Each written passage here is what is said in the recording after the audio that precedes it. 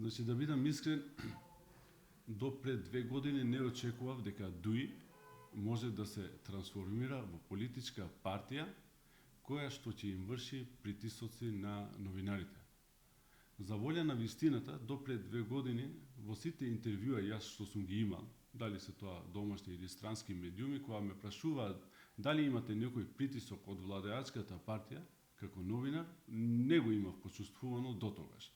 Очигледно во последните 2 години кај ДУИ има некоја си нервоза, која што мислам дека треба да се објасни не само политички, него и психолошки. Поради тоа што не сум психолог, нема да навлезам во сето тоа, меѓутоа вистината е тоа дека нашата екипа имаше еден притисок на 21 ноември, кога ја откривме информацијата дека во основното училиште Јашар Бејшкупи е отворен штаб на политичка партија во конкретниот случај на Демократската унија за интеграција. Случајот ние го откривме на 19-ти, го објавивме на нашиот веб портал, меѓутоа поради законските препреки, таа информација не бевме во можност да ја објавиме на етер, на телевизија, затоа што се плашевме дека можеме да се соочиме со законот. Затоа што ние знаеме во каква држава живееме и понекогаш законите знаат да бидат многу експлицитни за мали нешта, да добиеме ние огромни казни, односно огромна казна за електронски медиум. Тонувајќи од сето тоа, ние чекавме да дојде 21 ноември, за да имаме право да се занимаваме со изборната кампања.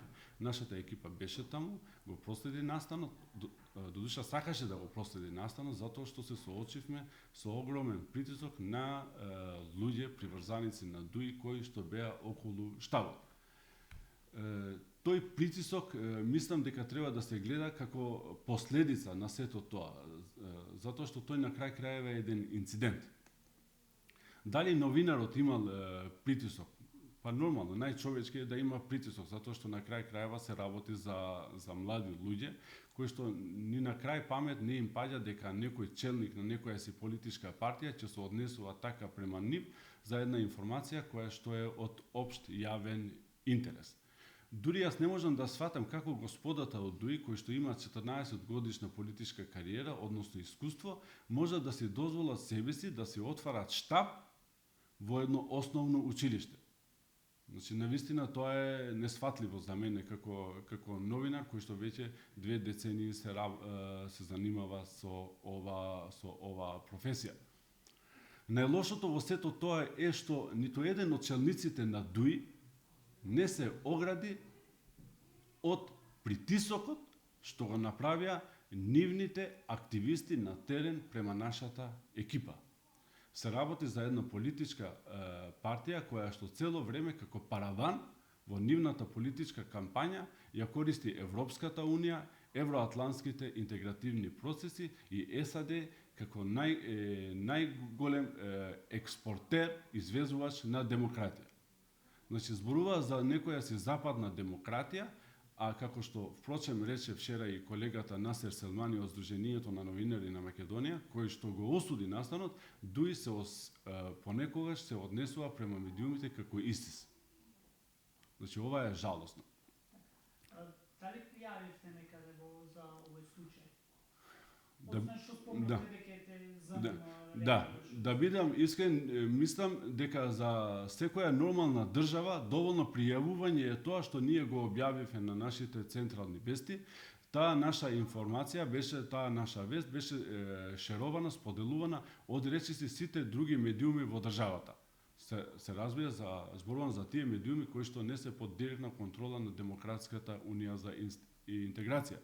Во нормална држава институциите сами би требало да тргнат да си преземат нешто за да доаѓат да не прашуваат нас што ви се случило.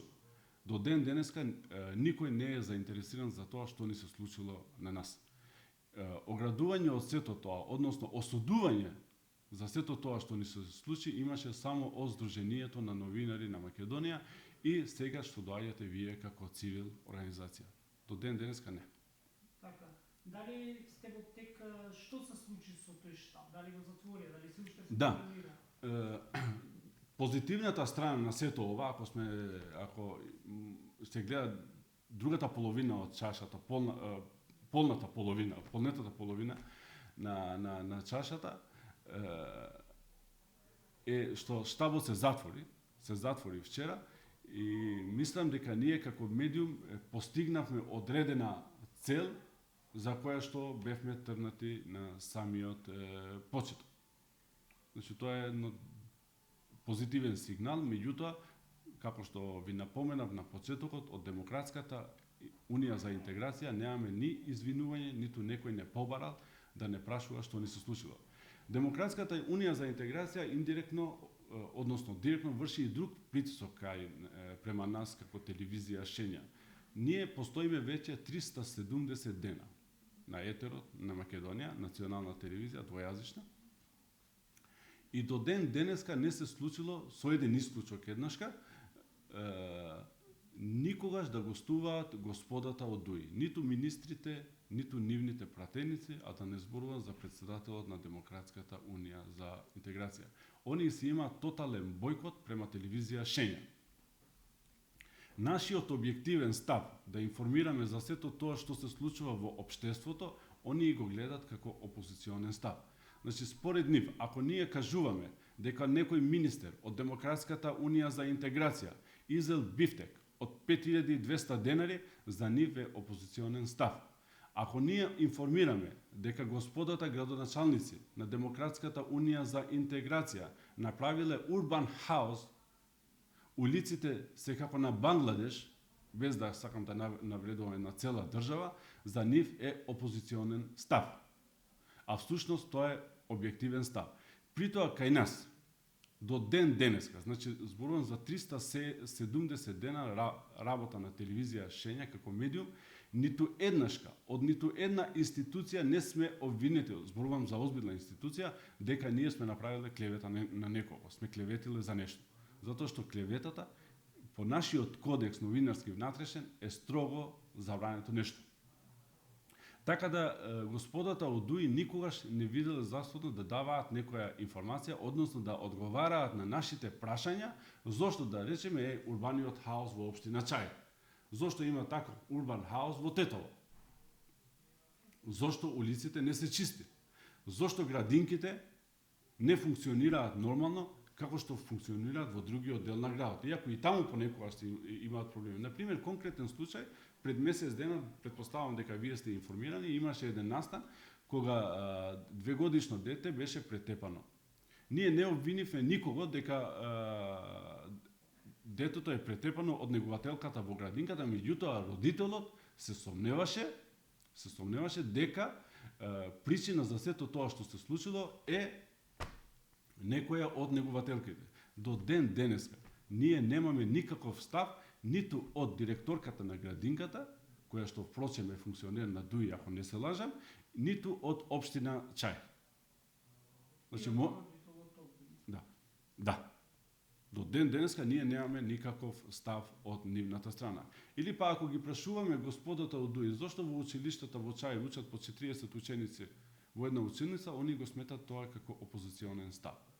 Значи, ние како медиум сме објективно ориентирани, не опозиционерски ориентирани, затоа што за опозиција има опозициони политички партии. Ние направивме пред некој ден, како конкретен пример би го дал, направивме прилог за официализирањето на албанскиот јазик во државата.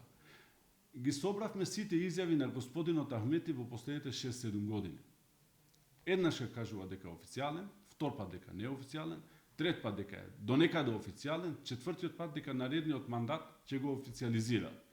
И ние кога ги собираме сите тие изјави, ги пуштиме во еден прилог, оние сметат дека тоа е наше опозиционно однесување. А всушност ние кажуваме што ветил господинот Ахмети во последните 6, односно 8 години.